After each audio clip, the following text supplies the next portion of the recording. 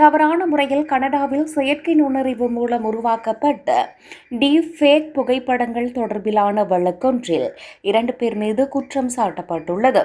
அந்த புகைப்படங்களில் பல பெண்கள் அவர்களின் அனுமதியின்றி வன்முறை மற்றும் பாலியல் சூழ்நிலைகளில் சித்தரிக்கப்பட்டதாக கூறப்படுகிறது.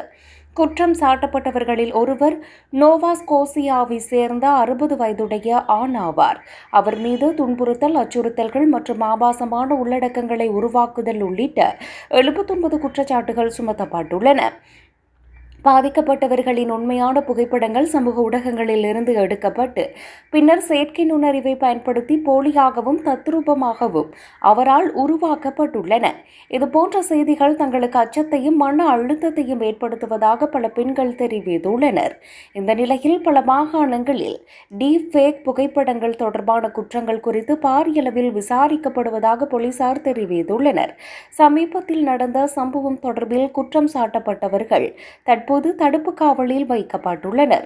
மேலும் அவர்கள் உருவாக்கிய தவறான உள்ளடக்கங்கள் இணையத்திலிருந்து அகற்றப்பட்டுள்ளன.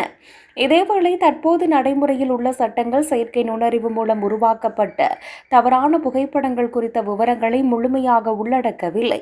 இந்த நிலையில் டீப் ஃபேக் உள்ளடக்கங்களை கடுமையான குற்றமாக மாற்றுவதற்கு உறுதியான சட்டங்கள் கொண்டுவரப்பட வேண்டும் என பலரும் விரும்புகின்றனர்.